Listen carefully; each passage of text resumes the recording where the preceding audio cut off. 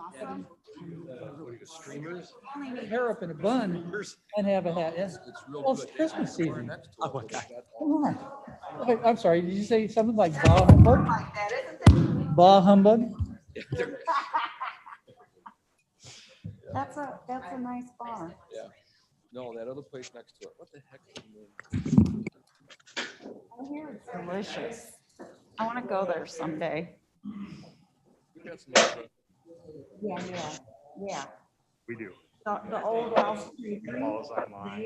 They did it, yeah, but no, the people that took that over was delicious as well.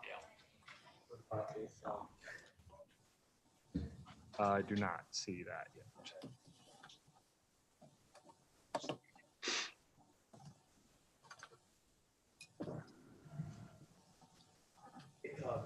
What's Faye's first name? Mavis.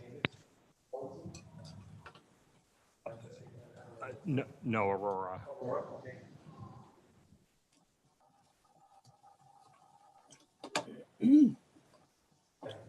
Brown, Batavia, Bates, Aurora. Okay. I'm a little slow. Thank you.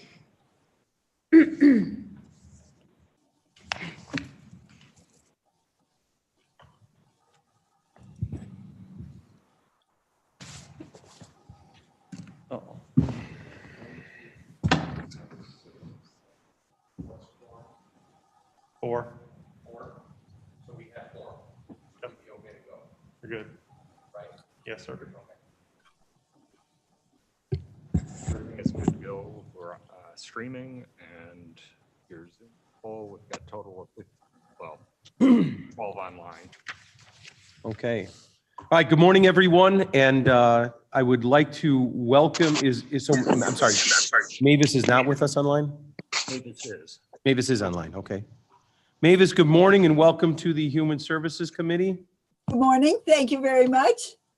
I'm glad to be here. We are so happy to have you. Mr. Kenyon, you are new to the committee, correct?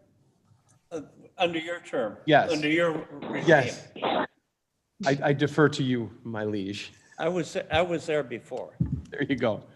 Okay, Mark, are you with us? Yes, I am. Mo? Yes, I'm here, Chairman. Oh, okay, and did Anita make it on then or no? I have not seen Anita yet.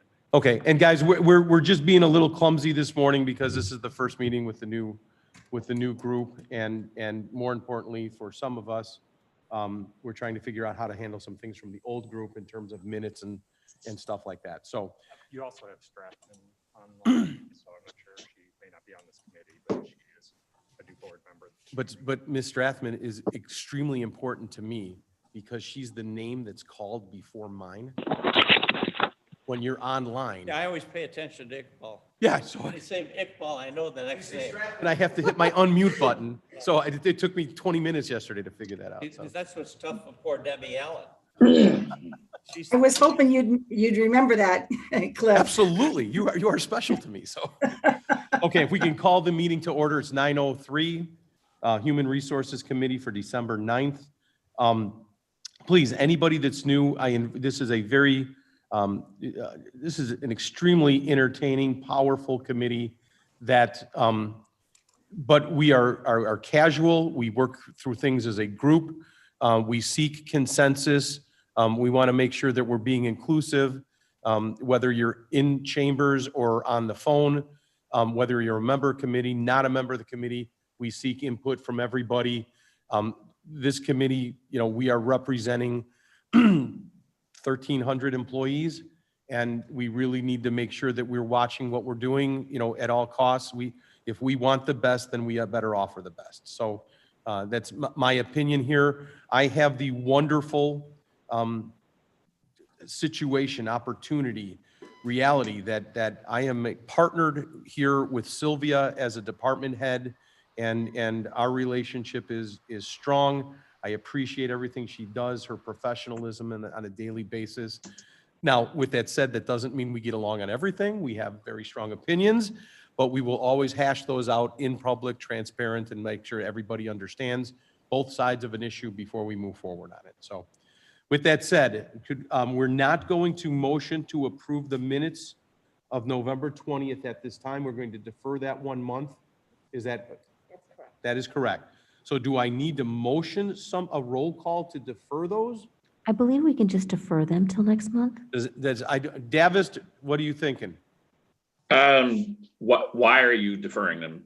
Well, I'm deferring because we didn't actually have the opportunity to send the draft minutes out to the new members, and I was unsure how I was going to handle that. So moving forward with these particular minutes that these new members have not had the opportunity to actually go to the previous meeting, I was going to attach the audio and the draft minutes and ask that they could be reviewed before next month and approved. Gotcha. I don't believe you'll need anything particularly official to defer. Simply don't call the question right now, Mr. Chairman, and we'll have them for the next time. I have a comment. This is We'll back Mavis. you up. Sure. Mavis, go ahead. Yesterday, for the Kane County Board meeting, the new members just abstained because we hadn't been at the former meeting, and the rest of the already existing members just voted. Right, I did think about that as well, but there actually isn't enough members that really attended that human resources meeting here to have at least half voting, so. Okay, that's fine. then. Committee's Thank small. you. It's a smaller census here to Okay. move forward with. Right. It's not that you can't vote on approving minutes for a meeting that you didn't participate in, but if we had too many people abstain, then you wouldn't have a quorum for the vote. So just waiting till next month's going to be fine, Cliff. You'll be all right. And Mavis, just for edification, I rely on my predecessors heavily. And I've always looked to Mark Davis as being, and Bill Leonard to some great degree, to be parliamentarian, historian, if you will, to give a historical context as to why the committee may or may not have moved in a direction. So when you hear me defer to them, that is absolutely deliberate.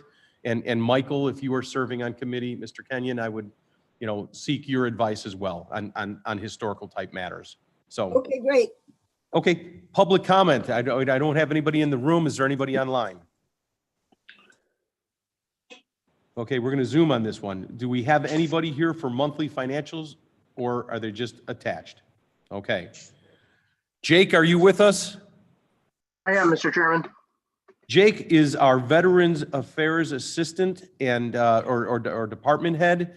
In terms of department heads here in the county, Jake Zimmerman is head and shoulders, and really, and for those of you who've heard me speak around the county, I think Kane County is a pretty special place, and Jake really exemplifies all of those virtues, and our veterans are just lucky to have him as part of this team. So Jake, with that said, go ahead and take off.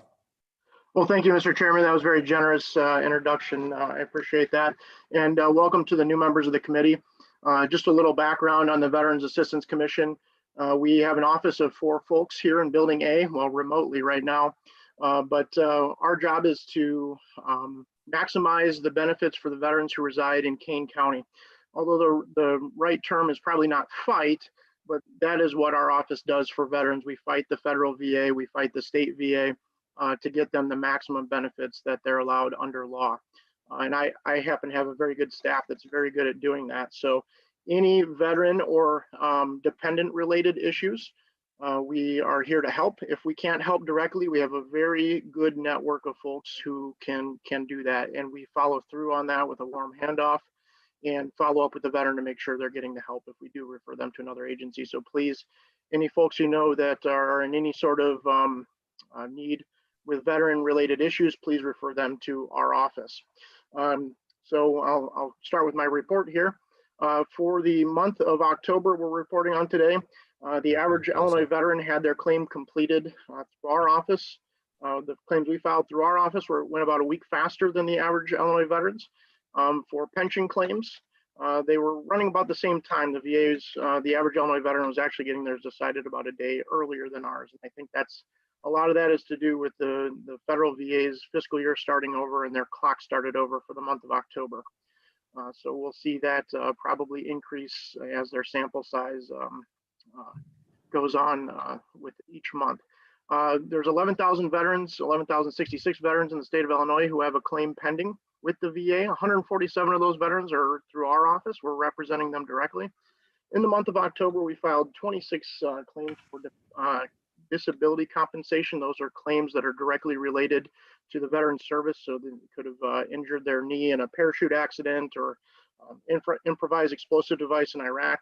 That's what that type of claim is. We filed 26 of those. 2 pension claims. Those are for folks usually over the age of 65 who are unable to work and have fallen below the poverty level. Dependency indemnity compensation claims. We did 3 of those. Those are for the surviving spouses of veterans who died of a service-related disability. That could be something like dying of a heart attack from that's been related to exposure to Agent Orange in Vietnam. For survivors pension claims, very similar to pension claims, but for the surviving spouse of a veteran. We didn't file any of those claims in the month of October, but that would be for those surviving spouses who fall below a certain income threshold, and we're able to file a claim to the VA for them. We had 7 applications for VA healthcare and 3 appeals for benefits, with 170 forms completed total in the month of October. Our clients received $120,000 in new benefits in the month of October, bringing our fiscal year to date total to almost $3.7 million. That $3.7 million is money that goes directly into veterans' pockets. That's not a value of a benefit. That's not, none of that money comes through our office. That gets paid directly to the veteran by the federal VA and is tax-free. So that's the kind of impact that we try to have. And we had no financial assistance expenditures in the month of October. That does conclude my report this month, and I'd be happy to take any questions that the committee has. Blair, can I assume that what we're seeing on the TV here, the monitor here, people online are seeing as well? Okay, for anybody that's online that has any questions on these, Jake will present these similar slides each meeting, and you know, it might take a month or 2 to get comfortable with them, but once you are, you will realize the outstanding job that they do. Jake, in the center slide, in the center of the slide that we see right now, that 120,000 was just the October month. The blue 3.6 million is annual, and is that a December through January through December timeframe? Yes, sir. That's the county fiscal year. So that would be December 1st through December 1st of 2019 through September 30th of 2020. Got it. And then in last month's report, so we're in November. So was it October? We saw a small delay in payments, and it looks like we've turned those around. Am I accurate there or wrong? So last month I would have reported on September's our operations in September. When you say the benefits, the delay in benefits paid, are you talking about the total amount? No, the expediency yes. of us versus everybody else. Yes, sir. That is accurate. We did see a delay in some of our claims were actually trending longer than the federal VAs, which is the first time I believe in this fiscal year that ours were taking longer. So we took a look at that. We couldn't really decipher why that was, but we have since improved on that and gotten back ahead of them there. There is a very strange time for federal these claims being processed by the VA. They're not all processed equally. If you're filing an initial claim to the VA for benefits, part of the process is for them to get your military records, which are generally stored at a warehouse in St. Louis, Missouri. Since March, the middle of March, that warehouse has been either not processing those at all or processing them on a very small basis. So what we have is folks who are coming back to us filing a claim for the second or the third or the fourth time, or filing an appeal. Those claims are still going operations normal. Those folks who are coming to us for the first time, never filed a claim, those are significantly delayed because of those records, which are maintained by the National Archives and Records Administration. So it's a very, very strange time for how long these claims are taking and varying reasons why. So we don't know why it was lagged, but it's corrected itself and we're okay with that. Yes, and like I said, we really studied that, and I have no explanation as to why then an anomaly for a month or two, we were taking longer. We did do a deep dive into that. No, no Could not problem. figure it out. Glad you were on it. Any questions for Jake Zimmerman? Online? Jake, do you think that that delay is COVID related? This big warehouse with all the files in it? It's 100% COVID related, yes. They shut down completely because of COVID from March until July. Then they started doing what they called emergency requests. So this would be requests for veterans who need a discharge document to be buried in like a national cemetery, for veterans who need a VA home loan, or for medical care, or for veterans who are homeless. If you were not in that category, which most of that is a very small percentage of what they get, they weren't processing those requests. And that includes the routine requests. So we do requests to that warehouse for a veteran who comes in and lost their discharge paperwork. That would be a routine request that we do. But also they serve their government customers too, including the VA, the military boards for correction of military records, the discharge upgrade boards. And they weren't servicing their governmental clients either during some of that time, until I believe the beginning of August. They started doing their serving their government customers, still not doing the routine DD 214 or discharge military records requests that we would submit. They never started doing those since the pandemic began. And actually, beginning in November, when the COVID numbers spiked near St. Louis, they went down to less than 10% of their staff. Again, they're working, so they're back in that emergency request category. And this is, we're talking millions and millions of records in a gigantic warehouse. I've actually toured there. I believe in April 2019, we took a tour of that building. Millions and millions of records, and about 1,000 staff that work there, going up on shelving units that are 29 high, over 3 stories, to pull down boxes of records and get people's paper military records. It's not, unless you served after the year 2000, all of these records are paper-based. Wow. Wow. Okay, thanks, Jake. Anything else for Jake? Jake, are you a veteran? Yes, ma'am. Everybody in my office is a veteran. It sounds like it. Thank you. Okay, and for those online, when you have a question, if you could just help us, as I'm learning everybody's voice, just state your last name and then chime in. I mean, it just, I'll learn it. I'm sorry. And just let the record reflect Deb Allen has joined us. And sir, in the back of the room, I don't know who you are. Perfect. Thank you for coming by. Did you need anything under public comment or anything at all? Or are you just making sure? No, I'm just here, hearing what's going on, trying to understand. Knowledge. You're the best. Thanks for stopping by. Okay, Department of Human Resources, Sylvia, why don't you go ahead and take us away there? Good morning, everyone, and I look forward to meeting everyone that's on the phone. Welcome. We are going to go over our monthly statement with Blue Cross Blue Shield with claims paid through 11/30/2020. As you can see, it's $1,260,6880.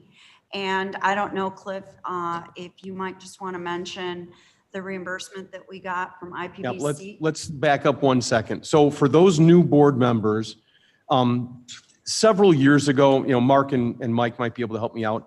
Several years ago, the county took it upon itself to join into a cooperative agreement with a group called IPBC, Illinois Public Benefits, something or other. And long story short, a consortium, if you will, of several different entities, counties, municipalities, fire departments, police departments, in an effort to control our health costs back 8 years ago, before the Affordable Care Act came in.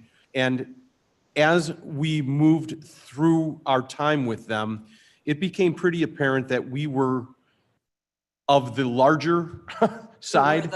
We were the largest player in the sandbox, if you will. And after a couple years of analysis and putting some information together, we decided about 1.5 years ago to pull from that cooperative. And that's taken several components to make that happen. The most important being the insurance brokerage firm that we had in the past came with the coverage from IPBC. We moved away to an outside broker that acts as our representative in several different ways, and that's Mike Baker's group with Group Alternatives. Since then, we've kind of taken charge of our own self-insured Destiny, yeah, Sylvia's yelling Destiny, but our own self-insured program in an effort to control our costs, in an effort to pay less while still offering more. That doesn't mean, and when we were with IPBC, we were with Blue Cross Blue Shield. We remain with Blue Cross Blue Shield just on a direct basis, not through the cooperative. So you'll hear us oftentimes reference before and now. And what that reference is to, not before like 20 years ago, but before when we were with the cooperative group mixed in with a bunch of other players. Now we are on our own directly, and it becomes important for us, and we've created reports and processes so that we understand month to month exactly what we're doing. And if I can just lay this out there, I believe that there is an agreement in principle that we would like to have our insurance reserve fund funded to about $9 million. And currently, we're not there. It's going to take us a couple of years to get there. But we review every one of our insurance contracts against the reserve amount that we have in an isolated worst case scenario. Can we cover our bills? And so when we see these things online and in the screen that you're looking at, these were traditionally 1.4 million, 1.46, 1.38 million in monthly bills for our health insurance. So that's a $16 million line item budget. And I just want everybody to understand and grasp what you're seeing. That's not 1.26 for the year. That's 1.26 for the month. And it is considerably less than what we were paying before. And just so nobody gets excited and says, yay, we're going to throw that money to the general fund. Yay, no, we're not. We're going to put it to the reserve account until we hit the desired number. And that desired number could change. But right now we've set it at 9 million. And once we get there, then yay, the whole big body will decide what we should do with any of the extra stuff. But until we get there, every inch that we make is trying to get contributed there. So am I Yes. accurate there? And you don't want to miss the point of the 1.4 million that came back from IPBC. So about 6 months ago, 8 months ago, we did our audit, or we began the audit process of saying we're leaving the cooperative. But because claims don't end on a given day, they have a tendency to have tails that go out almost a year, year and a half. We couldn't settle up with them. And then the past 6 to 8 months, Sylvia's staff and Mike Baker's team has gone painstakingly through to try and come up with what's that number going to be. Well, a few months back, we got the number that we were anticipating to be about anywhere between 400 and 600,000. Kapow, it was like over $1 million. We're like, you got to be kidding me. So the number actually wound up being approximately 1.4 million. And we received that check less than 30 days ago. Some of us were on an email from Joe Onzik saying, check's not in the mail, check's actually in the account. And that was a glorious day of, everybody goes, oh, big deal, you got your check. No, we've been working on this for 3 years to get that check. And then when we see this billing statement in front of us saying 1.26 when it used to be 1.4 something, I know that doesn't sound like a lot of money. It's 150,000. 150,000 every month is a lot of money, kids. I mean, this is big dough that we're not spending, we're throwing it to reserve. So, I mean, I tell you that to tell you this sort of thing. So Mark, am I remotely accurate there? Yes. And for those that might wonder, it's like, well, why on earth did you ever do IPBC? There was a honeymoon period.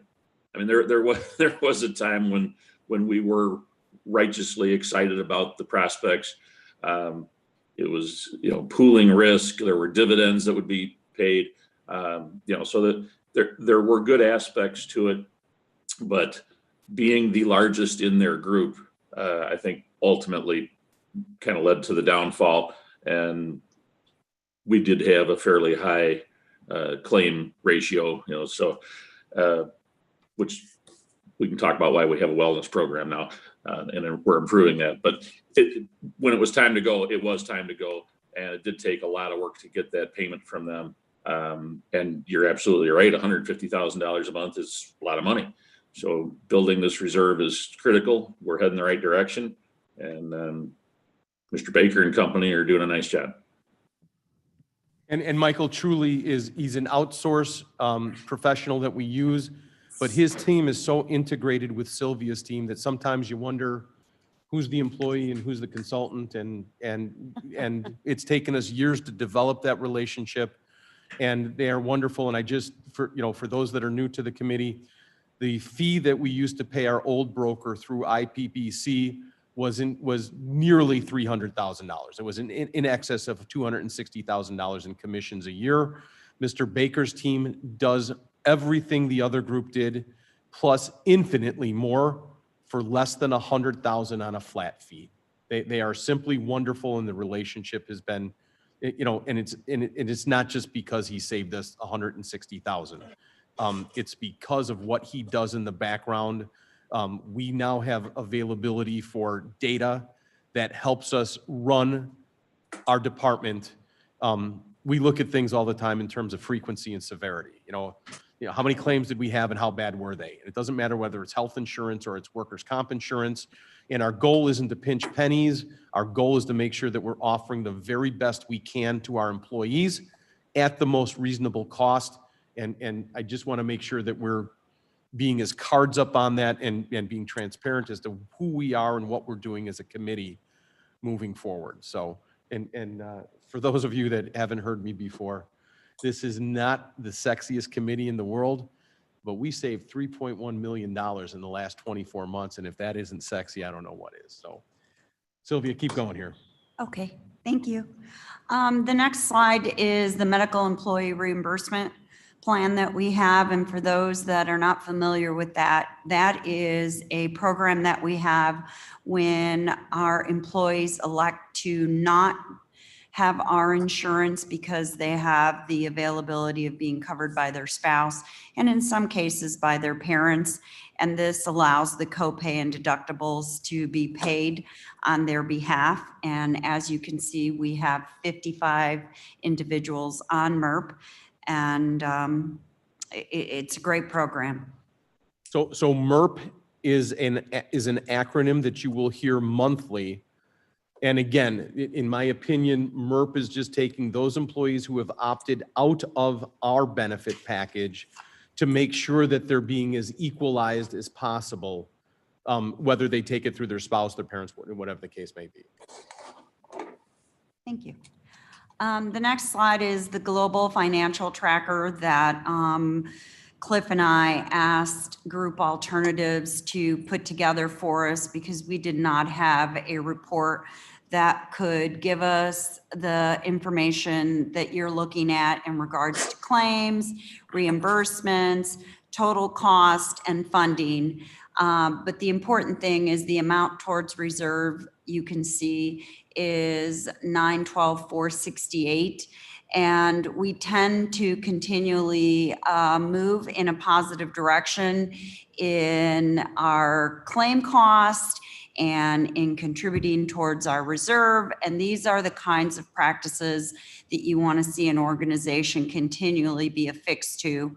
And as Cliff has stated, we work very diligently with Group Alternatives. We want to make sure that our employees understand as well the choices that they are making impact claims. And some of those things are educating them to understand that the emergency room is for emergencies and shouldn't be elected as a point of care.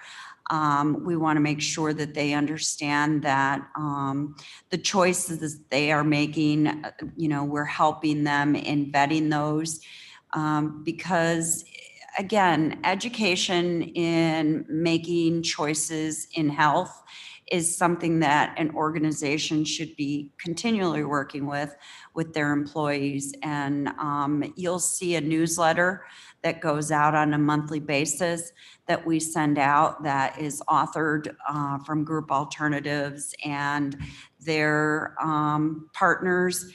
And again, human resources here at King County for 1,353 employees has a staff of 4 people. And so our relationships in helping us reach our employees are very, very important. And so we're very grateful. And are there any questions on this? So let me make one statement here for Commissioner Bates and Commissioner Brown, who's in the room. One of the goals or one of the challenges that we had just a few years back was that while we were with IPBC, their calendar year wasn't an annualized calendar year.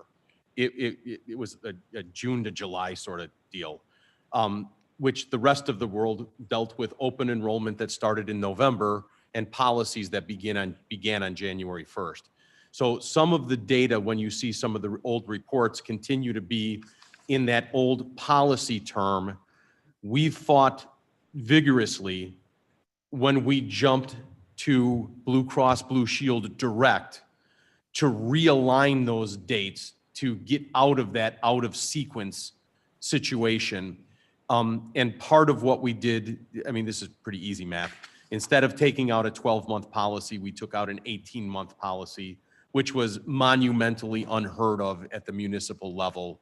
But we tried to do that in an effort that a year from now, the renewals are annualized beginning January 1st that falls in line with the rest of the world, while at the same time introducing an electronic benefits tracking mechanism that we've really put our foot to the gas to try and have that ready, not for this year, although we did it for this year, but we want to make sure that by the time this health plan is back in line to where we want it to be, we have that new benefit system slick, smooth, bumps taken out of it, running the way it's supposed to be. And while you will hear me say often, we're not there yet, but we're getting there.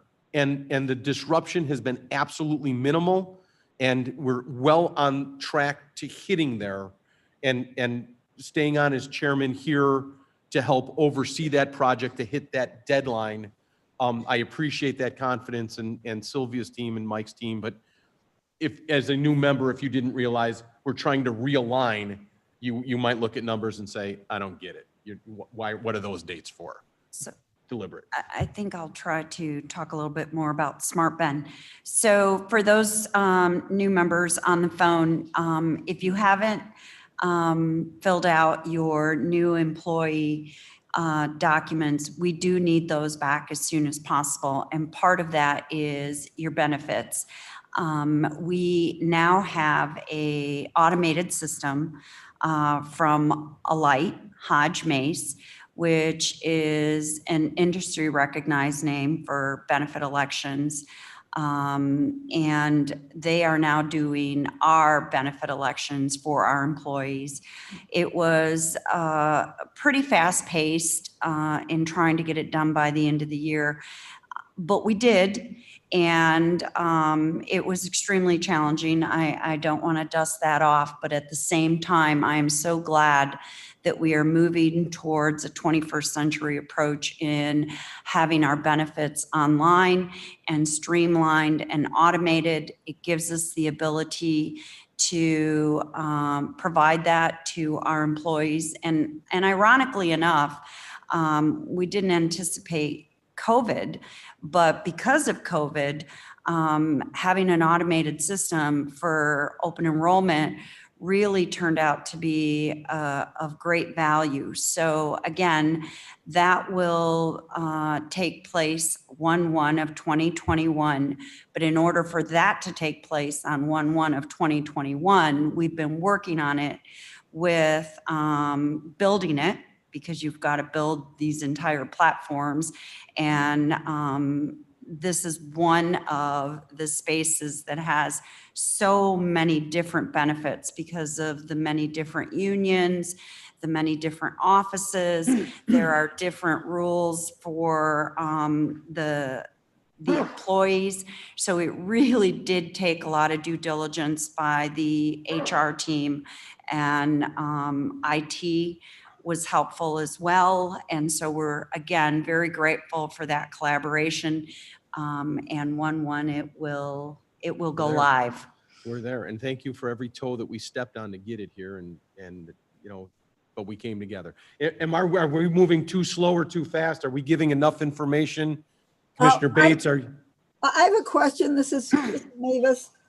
So we are self-insured and we've always been self-insured, or?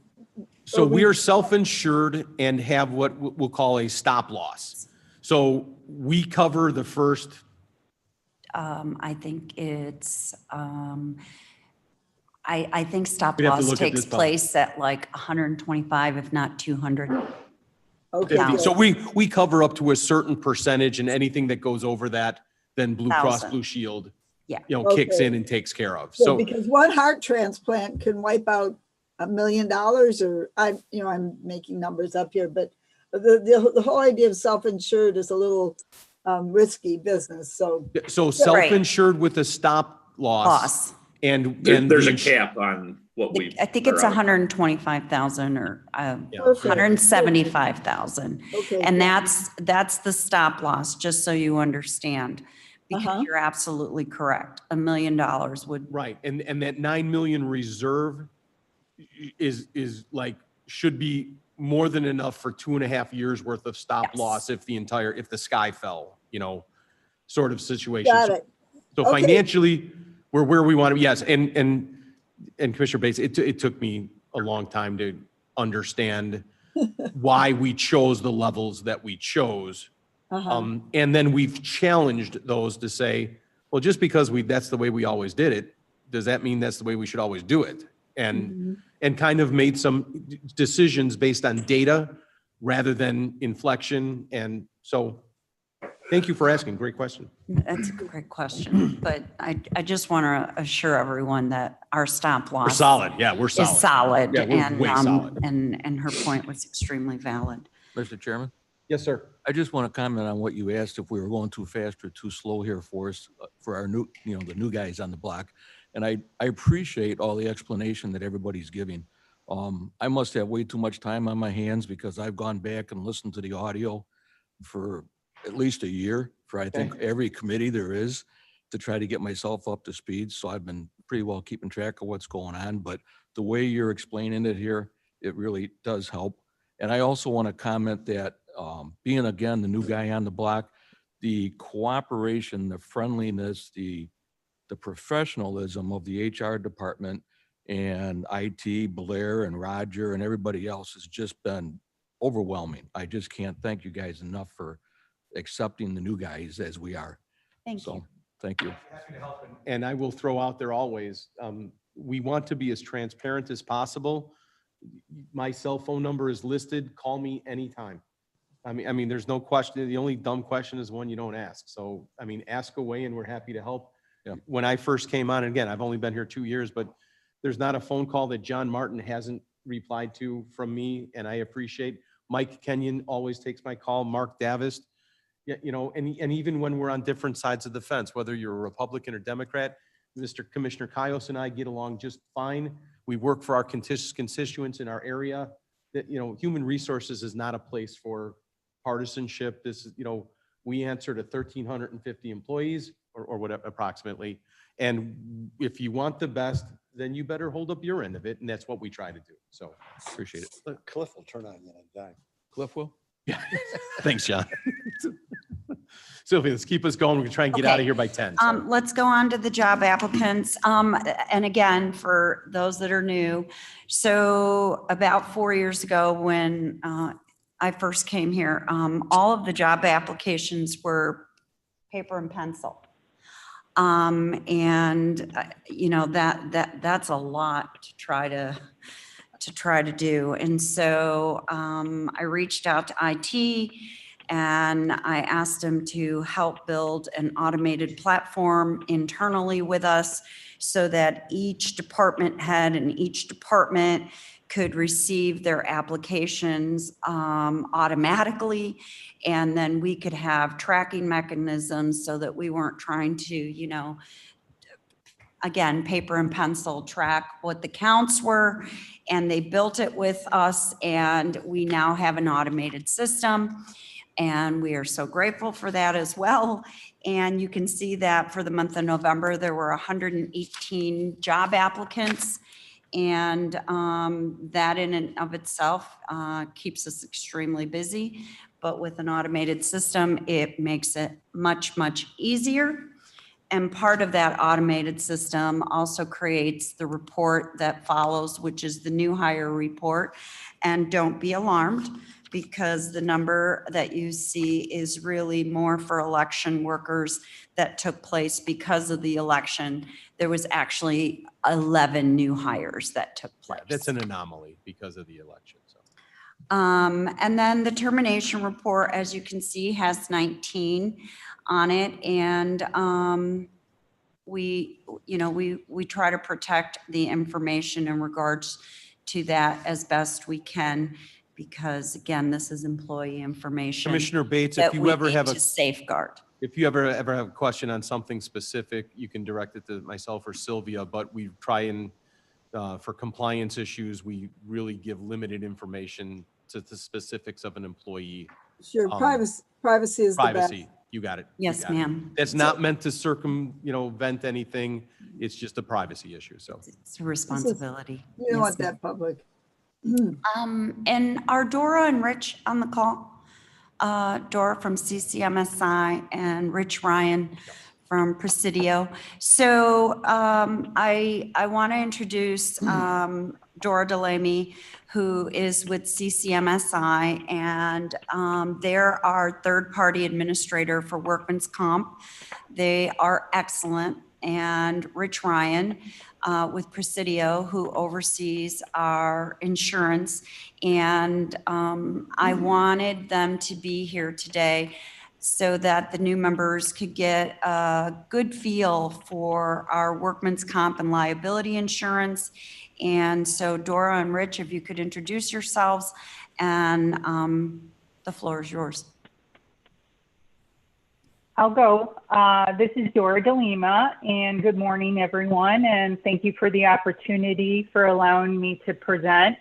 As you know, I am with CCMSI, and we are the third-party administrator for the Kane County, and we provide claim services not only for the liability program, but also for the workers' compensation program.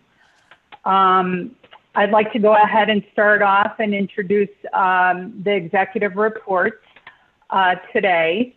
The first report, as you're looking, is the executive report for the Kane County Workers' Compensation Program for the last 5 years.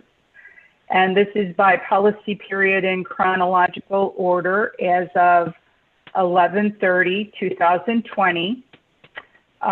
Total incurred for the last policy period, $230,986, and that's for 45 claims reported. Dora, can I interrupt? Dora, yeah. Can I interrupt for 1 second? For the new members of the committee, this is Rich Ryan from Presidio Insurance Agency. When Dora talks about total incurred, just in case you're not familiar, it's the total of the paid losses and the reserves. Correct. Thank you, Rich. Sorry, that was clear as mud to me. Could you please repeat?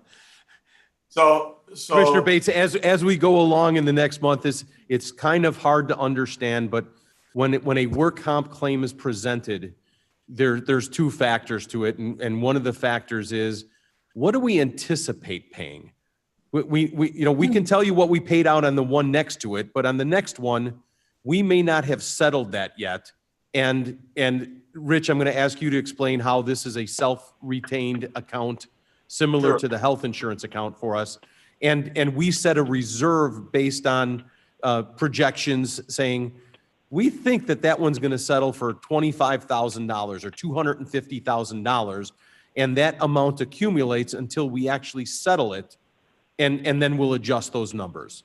Thanks. Rich, Thank you. Rich, am I accurate on that at all? You're accurate, and you're exactly right. When you were talking about when Sylvia was talking about the health insurance, that I made a note about the self-insurance. So the county has been self-insured for it's been over 30 years. Similar to the Blue Cross Blue Shield, you've got an excess insurance company. Safety National Insurance Company provides the excess up to the statutory limits of whatever a claim would go for. So if the claim goes you've got a self-insured deductibles per se of 850,000, but if the claim goes over that, so essentially the county is totally self-insured for the claim unless it goes over 850,000. But then Safety National comes in over that or whatever the statutory limits would be for a claim. So could I ask, and I don't know this number, Sylvia, do you have any, and Rich, do you guys have any idea what account we draw or accumulate money into? Like we have the health savings account for the health insurance. What account does the work comp money sit in, and what balance or threshold do we like to see that maintaining? It's my understanding, Joe Onza keeps that under the liability insurance. Okay. That's my understanding as well. And do we have any clue what that balance might look like at this minute in time? We'd be better off asking Joe Onza that. We can get that, because I think that's a difficult concept to understand. Saying, what do you mean we're self-insured? Similar to the health insurance, in order to keep the rates down, we're going to assume some risk for the work comp up to $850,000 will be paid by the county. Anything over $850,000 would go to our insurance carrier. Rich, am I? Well, Rich is going to go over that Okay. a little bit Yes. further down in the presentation. Go ahead, Rich. No, that's right. The other thing I just wanted to say for the new members that haven't been involved in this before is when you think about an $850,000 deductible or self-insured retention for an individual claim, that doesn't all get paid out in 1 year. And that's really where Dora, we took this away from Dora for a minute. Sorry, Dora.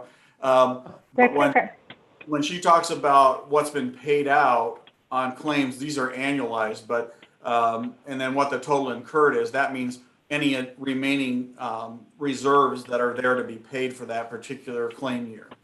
So with that, we'll get into some specifics. I've got a graph that shows what the county's self-insured retentions are and that sort of thing. We'll come to that in a minute. And again, the newer members, they have so much being thrown at them. Let's not drown them today, but right. If they can understand just the concepts a bit, that would be wonderful, I think. Cliff, this is Yes. Mavis. If I'm asking too many questions, you can give me a nudge. And Oh say- gosh, no, there's no, ask away, keep going. I just don't want to swamp anybody. Okay. Dora, go ahead. It's like a fire hose. over Okay. here. Exactly. Okay, so let's continue with this grid. The subrogation recoveries amount to $100,680.16. As you could see, for recoverables from third-party tortfeasors that were responsible for these incidents. As you can see, the average cost per claim for the last policy period, which ended on November 30th, is $5,133, which is $6,600 less compared to the previous policy period. Next report, please. This executive report is the Kane County Liability Program snapshot for the last 5 years. This is also by policy period in chronological order as of November 30th.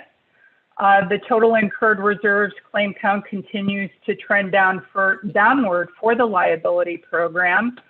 Cost per claim for the last policy period, and I do apologize, I did put a typo error, but it's actually $3,344 for 32 claims reported. That's about 13 claims less compared to the last period. The total incurred for the 2019-20 policy period is about 56,000 more compared to the 2018-19 period.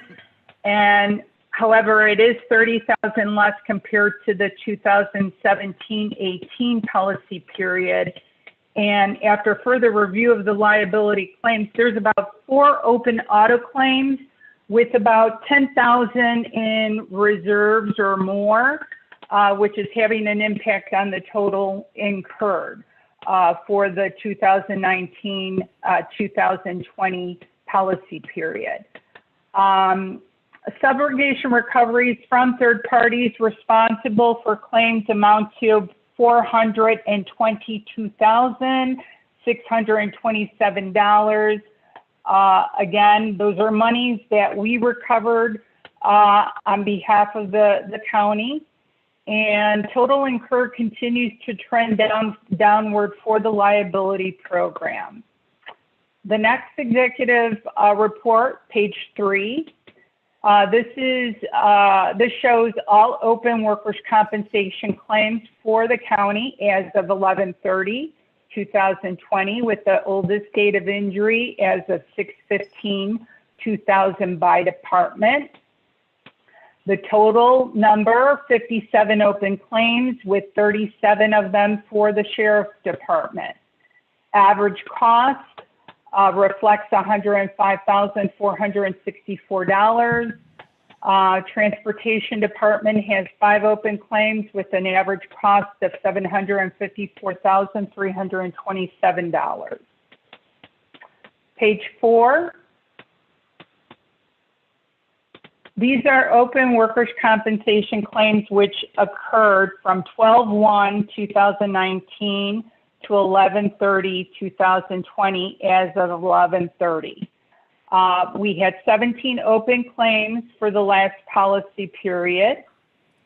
12 of them were for the sheriff's department, 2 for the county clerk, 1 for judiciary courts, 1 for public defender, and 1 for court services.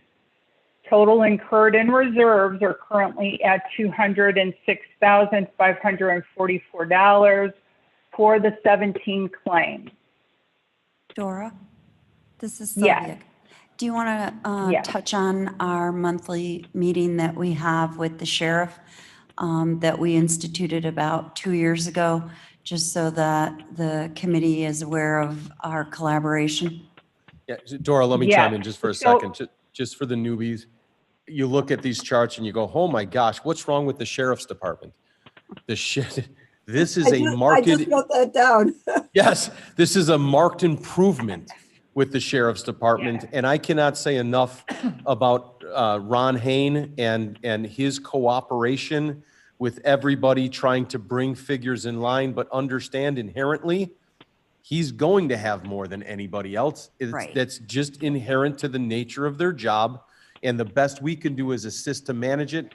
And Ron has been nothing but open arms with us and cooperative, and the numbers speak for themselves. So that's why, just Yes. for Dora, I just thought you might want to touch on that a little bit and why we are trending in a positive direction in the last, 4 year or 3+ years. I want to say, it's been happening. There has been collaborative efforts within the last 2 to 3 years that we have put in place. Again, recommendations by Sylvia and her staff to have, basically a designated claims team, as well as getting more involvement from the department heads. This has assisted in efforts as far as, what we have collaborated with Sylvia, which includes the monthly telephonic monthly reviews with Sylvia and her team, department heads, defense counsel assigned to these claims, and the CCM assigned claims team, allowing these claims to be pushed forward to resolution aggressively.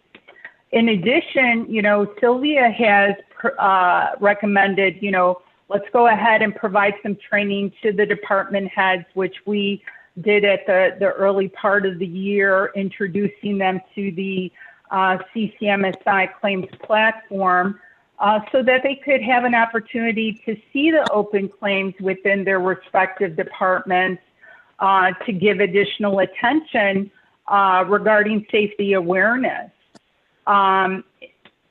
Another change that we implemented, and again, another recommendation by Sylvia, was to add another indemnity adjuster to the workers' compensation program so that we could go ahead and provide additional focus and work more aggressively instead of just one adjuster, but two adjusters to bring these cases to resolution.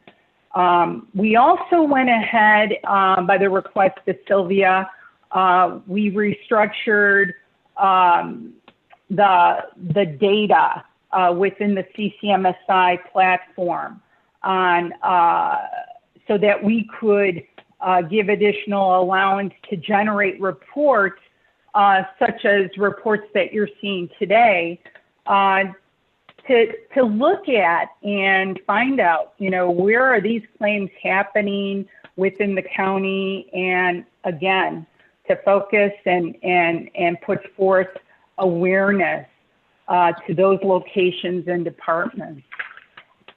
Dora, if I can real quick, at the committee level, it's our job to help manage this stuff. And sometimes we ask questions that we don't have answers to or we don't have data for. And Sylvia and I have not been shy about challenging our outsourced partners, you know, whether it be, you know, Mike Baker or Dora or Rich, to say, your reports aren't giving us what we want. We can't make choices without the data. And typically, more times than not, within a quarter, meaning a 3-month period, we have the report. Sometimes we have to massage it a time or two, but we ultimately get there. And for our fellow board members, Commissioner Brown, Commissioner Bates, for our fellow board members that serve on the Finance Committee, it's difficult sometimes for us to go and say, hey, listen, we want another employee when you're cutting all the other departments. And we're saying, but listen, there is a direct correlation between that one extra claim adjuster and the significant drop in claim payments because we have somebody overworked. And we asked for that leap of faith. We received favorable, and I think the results again speak for themselves. And that's not an easy ask, and it's not easy to go to your vendor and say, we don't like your report, this is what we want. But time and time again, they bring it back to us. And if it's not quite there, we'll tweak it, we'll get it there. But you see what's happening. And again, you know, I think we met with Ron Hain for a hamburger across the street and said, Ron, would you be interested in doing this with us? We're not trying to trap anybody. We're not trying to, this is not a negative thing. We just need to move you from this point to another point. Can you help us? And Ron could have said, no. Instead, he said, great, but you're buying the hamburger. And look, we're getting there. So that's the atmosphere that we're trying to create. It's not always easy. Sometimes it seems like it's uphill. It's not. We're doing well. Sorry, Dora. That's okay.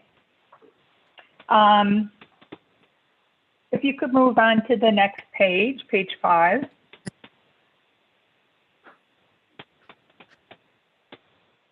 So this grid and pie chart illustrates settlements that have reached within the current policy period as of 11/30, and there were a total of 17 claims, 2 for court services, 2 for the Division of Transportation, 13 for the Sheriff's Department, for a total amount of $644,669, closing all issues for these claims.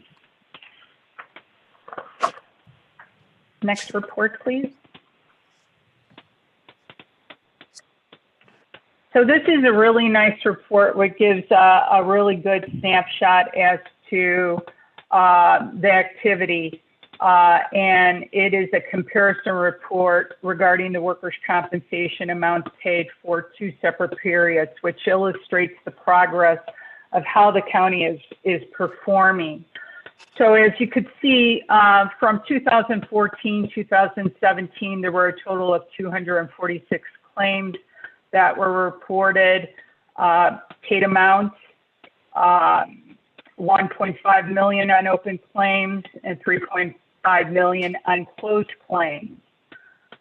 When you compare that period to 2017 to 2020 as of 11/30, you see that there's 518,000 for the open claims paid and $903,819 paid on the closed claims. That's roughly about 34 less claims for the most recent 3-year period. And also 3.6 million less paid compared to That's huge. 2017 to 2020. Absolutely. I'd like to interject something. So, This is Rich again from Presidio. This is a great illustration of what Dora was talking about and what Sylvia was mentioning. So at the there's been a lot of attention paid to the settlements and getting them settled, not to settle a claim faster necessarily just to get it off the books, but to settle it properly and because it's the county's money in these self-insured dollars. So what's happened is CCMSI, in coordination with the sheriff's office and the HR department, has done just a terrific job. You can tell this from this graph says it all. And this helps me immensely when I'm placing the excess insurance. So we use each one of these graphs and data to go out and shop for our insurance to get the most competitive rates we can. And we're moving in a wonderful direction. And who said this? Who said this wasn't sexy? Look at those charts. Hey, Mr. Circus. This is Bates. Commissioner Bates. How did you make that happen? Yep. And we're pushing, just to the committee, we're pushing 10 o'clock. We have another committee that needs the room Okay. afterwards. All right, we can Yeah. skip. We can go on. Okay. 10 minutes. Okay, Dora. the next report, please.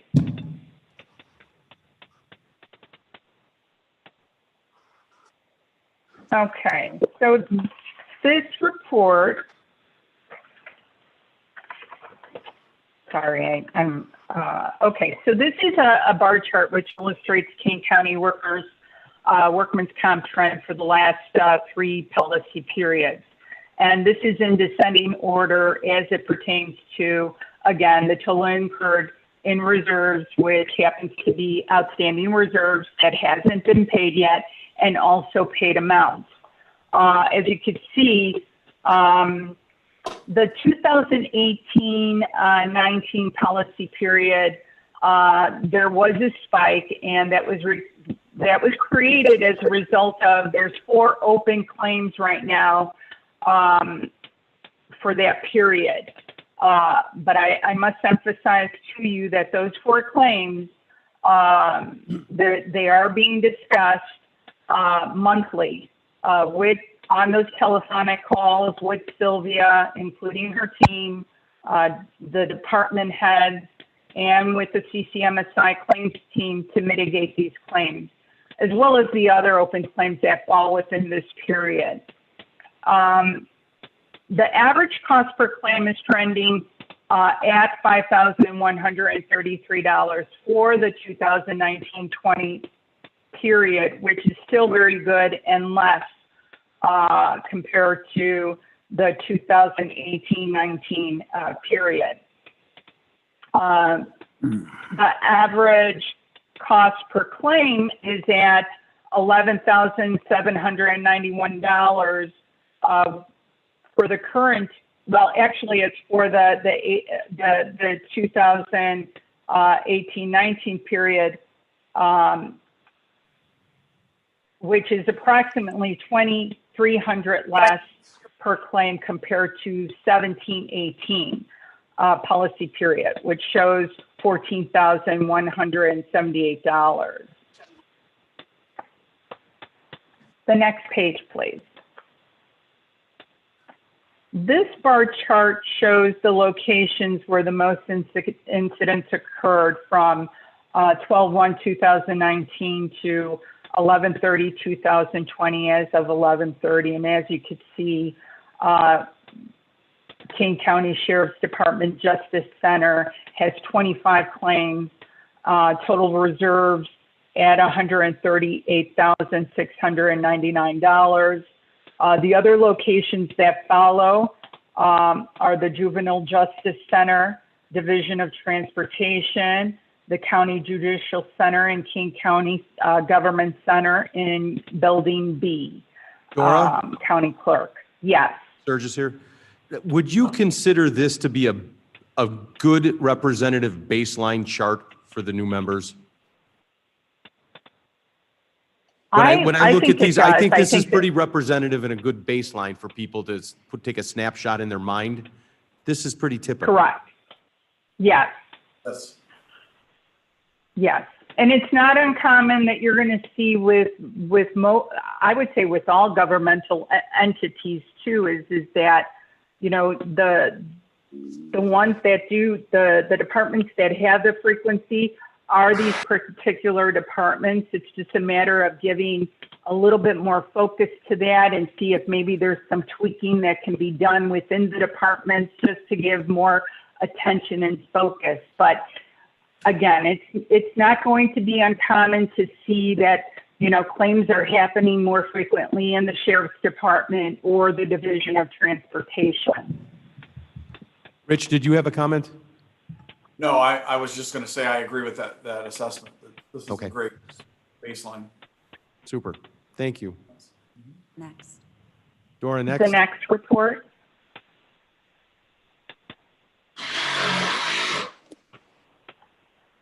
So this bar chart and grid shows the departments with the top 5 locations where the losses were reported and the total incurred for each cost code type from 12/1/19 to 11/30/2020, as of 11/30/2020. So the departments include sheriff with 24 claims, court services with 9 claims, transportation with 3 claims, county clerk 2 claims, and judiciary courts 2 claims. As far as the cause code, you're dealing with human contact, mental stress, and pushing pulling are the 3 causes with the highest amount in total reserves for Sheriff's Department, with $135,267.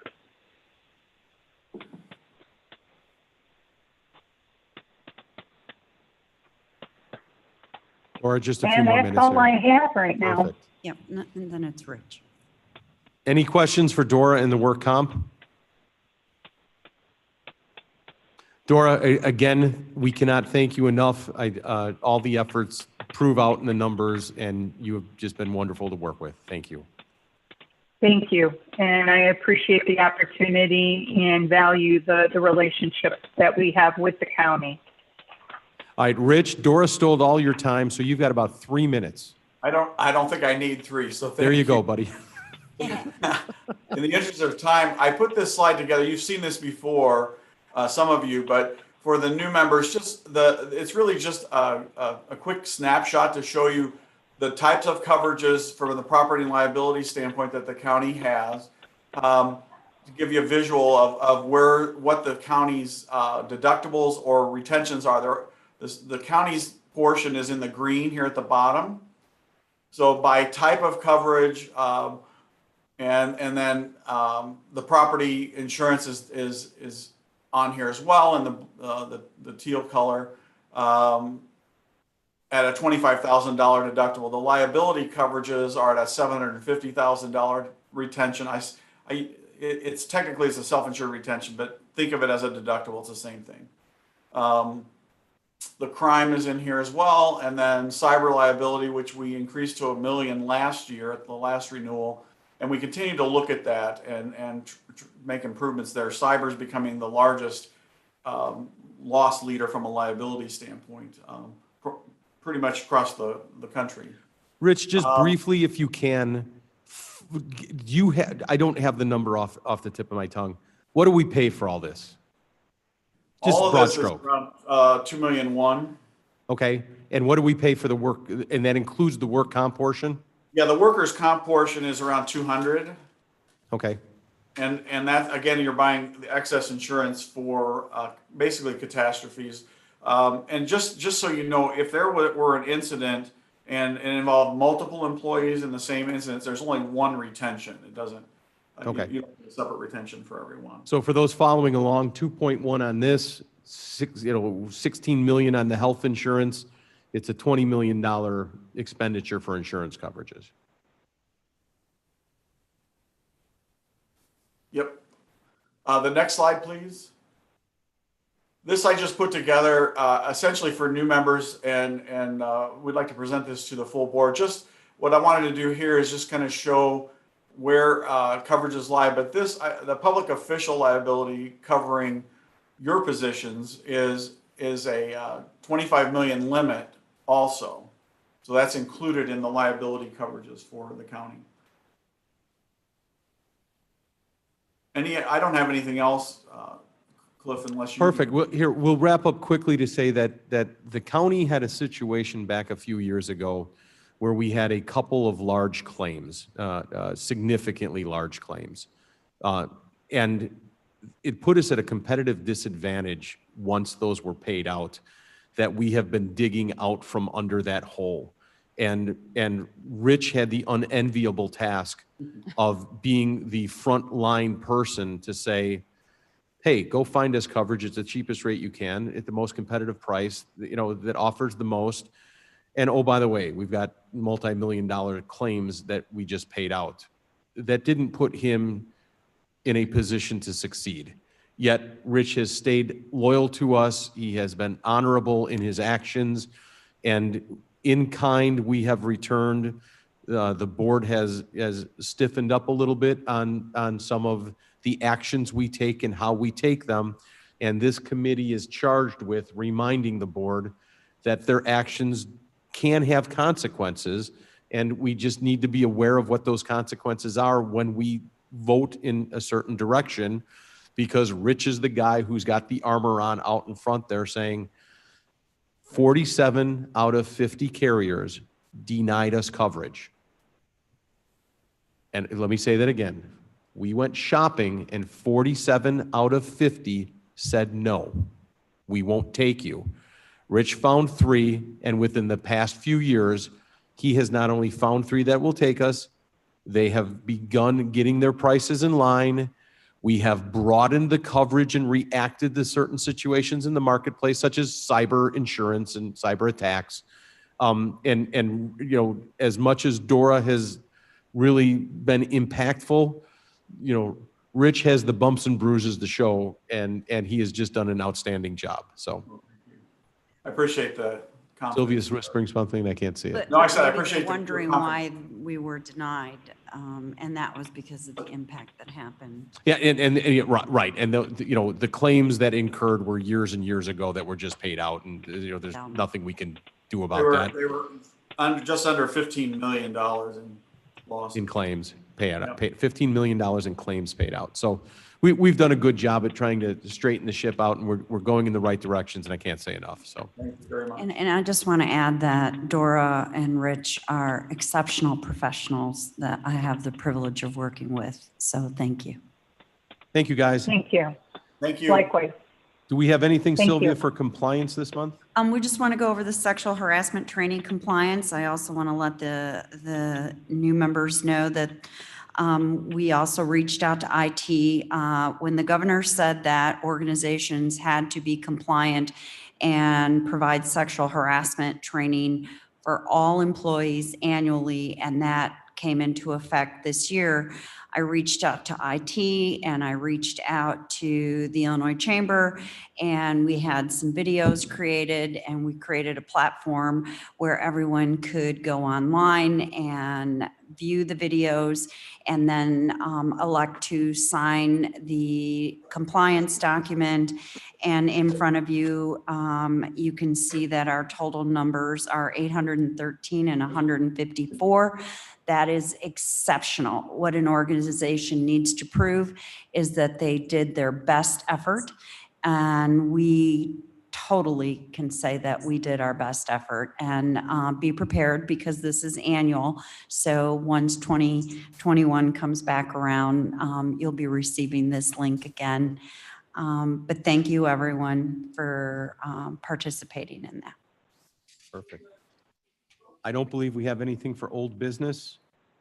And any of the commissioners have, Mark, Mo?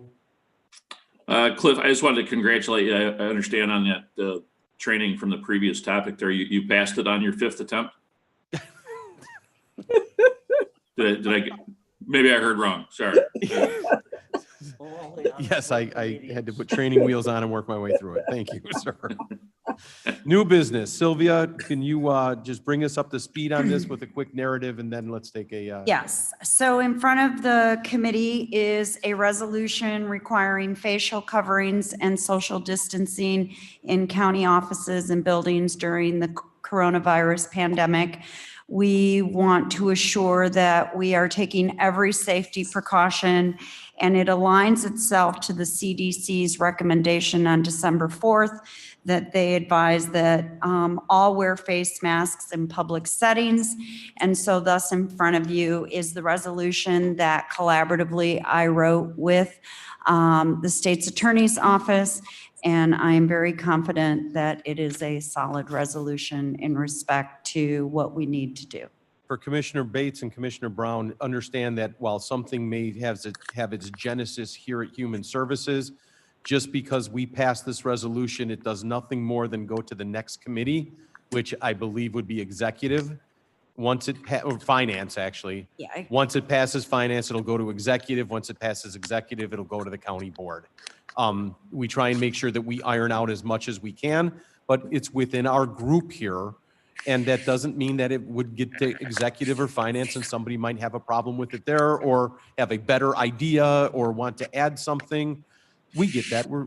That's not a problem, but just understand that just because we pass it here doesn't make it so. It's just the genesis of where the process begins. It goes through the committees, yes. And this resolution would dissolve itself once the COVID-19 pandemic were to go away. But again, it was written in a very thoughtful manner by myself and the state's attorney, and I am confident that it has great value. Could I get a motion to move this forward? So moved. Bates. Bates motion, Deb Allen second. Any further discussion? Yeah, Mr. Chairman. Yes, who is this? Yeah, this is Maui Paul. Hey, Mo. Yeah, hi. Yeah, this is a good resolution. I have one further question that another resolution may be coming. The question is being raised about the vaccines. Should the employer require employees to take the vaccine that's being offered for the COVID? That's a big one that we're going to push back to Sylvia and say. Here would be my answer. I would have to have that question probably be more towards the health department in regards to that question. I don't know. Well played. Well, no, and I don't know that an employer can mandate an employee to participate in something like you have to have the further COVID cover shot there, or Sylvia. the flu shot. Mark, go ahead. Oh, sorry. I was going to say, Sylvia, you have further cover there as we would check with our state's attorney's office, because I believe you're correct that we might not be in a position to actually, mandate Yes. or require something like that legally. Yes. I want to acknowledge that I'm excited to have Dr. Iqbal on the committee with us. Some of us are critical thinkers. Some of us are nuts and bolts guys. I tend to be more the nuts and bolts guy on the ground. Mo is more of a critical thinker, and Mo, this is an outstanding, I would rather be in front of this question than behind it. And if we can, this committee is oftentimes in partnership with the state's attorney's office. We work very closely. We're excited to have Jamie Moser on board. We're excited to have Michelle Neerman go up one level and be our liaison. And this would be a great situation to have Sylvia and the health department and Jamie and Michelle Absolutely. work on this, because Mo, I think that one's coming down the pipeline and we might as well get in front. So thank you. Thank you. Yeah, good. Thank you. Appreciate it. Any other questions on this or discussion? Let's go ahead and call the roll. Allen, Aye. Bates, Aye. Davis, Davis, yes. Igbo, Iqbal, yes. Kenyon. Kenyon, yes. Thank you.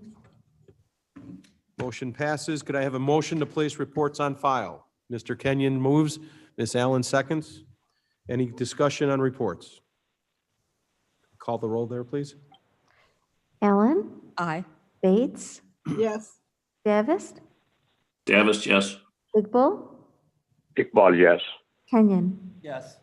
Thank you. I don't see any need for executive session. We do oftentimes break out to executive session to discuss certain items. Today is not one of those. Mr. Kenyon moves motions to adjourn, I want to get us on the streets. and Mr. Davis seconds. Davis, seconds. Okay, and I believe this is a voice vote. Any discussion? All in favor, say aye. Aye. Okay, opposed? Welcome to the committee. We do try and keep this to 1 hour because we are the first ones up at 9 o'clock and there's typically a committee behind us. So we're at 1 hour and 20. We will move that along a little faster next time. But just to set expectations on that. Thank you all. Thank you. Thank you. Thank you. Thank you, everybody. For those of you that are online, we will use the same room for admin when it does begin. We'll need a few minutes to reset things digitally and move seats around here. So go ahead and be patient. And we may actually shut down the audio here in the room if you guys are doing background talk. But we'll bring it back on before we actually start the next meeting. Anyone have any questions? Nope, thanks. All right, well, thank you and be patient.